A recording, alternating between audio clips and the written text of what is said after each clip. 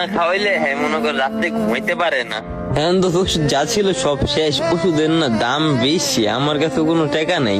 এখন যদি রাত্রে বেলা ওষুধ না কিনে না দিই, হ্যাঁ মনে কর হারাই তো ঘুমাইতে পারবো না।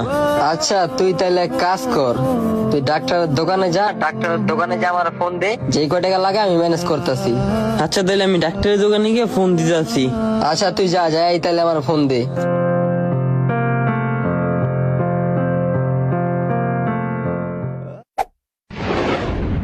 আপনি যে নাম্বারটিতে কল করেছেন তা এই মুহূর্তে ব্যস্ত আছে, কিছুক্ষণ পর আবার ডায়াল করুন। ধন্যবাদ। যে নম্বরে কল দিয়েছেন নম্বরটি এই মুহূর্তে বন্ধ আছে। ভাই কাউরে খুঁজতেছেন নাকি?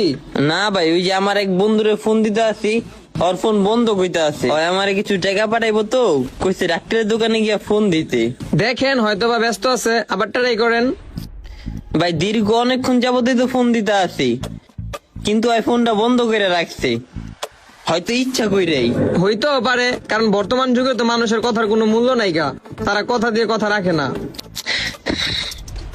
মানুষ মুরব্বীরা সবাই ঠিকই কইছে, বন্ধু বান্ধব নামে কামে কাউরেই পাওয়া যায় না। আরো 2-3টা বন্ধুরা ফোন দিলাম, ওরা ফোন দইরা এক একজন এক এক উছিলা দিল। এখন বুঝতাছি ভাই জীবনে সব থেকে বড় ভুল হয়েছে কি জানেন, এই বন্ধু বান্ধব গুলোকে সময় দিচ্ছি, বন্ধু বান্ধব করে বিশ্বাস করছি। এই যে আমার এই বন্ধুরা, তুই যেহেতু আমার টাকা দিতে পারবি না, কি লেগে তুই আমার আশা দিছস?